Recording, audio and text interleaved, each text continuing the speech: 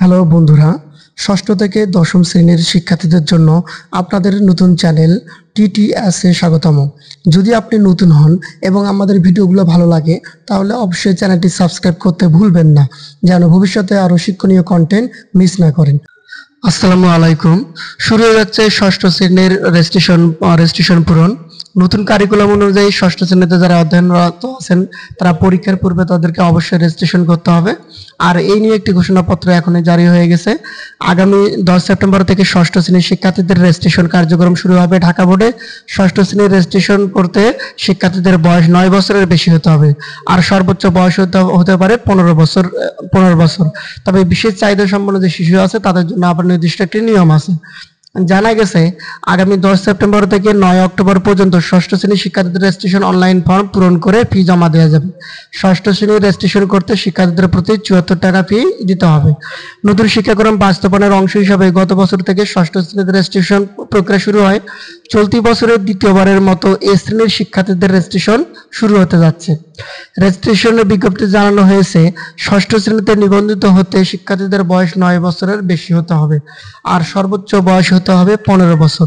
তবে বিশেষ চাহিদা সম্পন্ন শিক্ষার্থীদের বয়স 20 বছর পর্যন্ত নেওয়া হবে।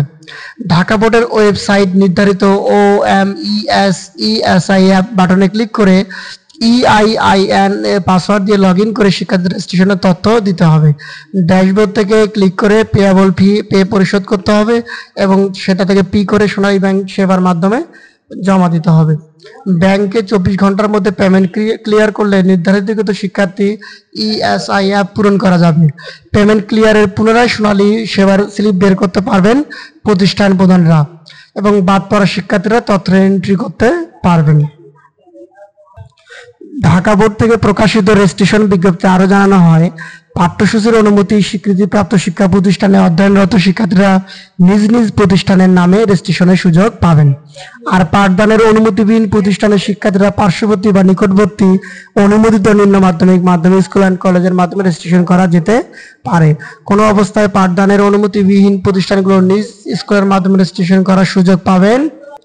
এর মধ্যে বোর্ড আরো জানিয়েছে যে শিক্ষার্থীদের বাবা মায়ের SSC সনদ থাকলে তাদের মূল সনদ অনুযায়ী প্রাথমিক সমাপনী পরীক্ষা পাশের সনদ অনুযায়ী বাবা মায়ের নাম এন্ট্রি করতে হবে।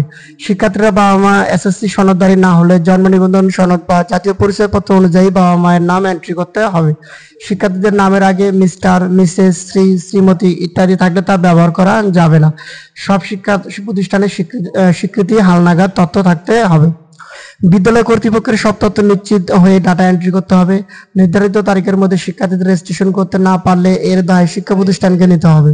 স্বীকৃতিবিহীন বা হালনাগাদ স্বীকৃতি নবায়ন নেই এই ধরনের কোনো শিক্ষা প্রতিষ্ঠান অনলাইন রেজিস্ট্রেশন করলে পরবর্তীতে রেজিস্ট্রেশন সংক্রান্ত বিষয়ে প্রয়োজনীয় ব্যবস্থা গ্রহণ করতে হবে।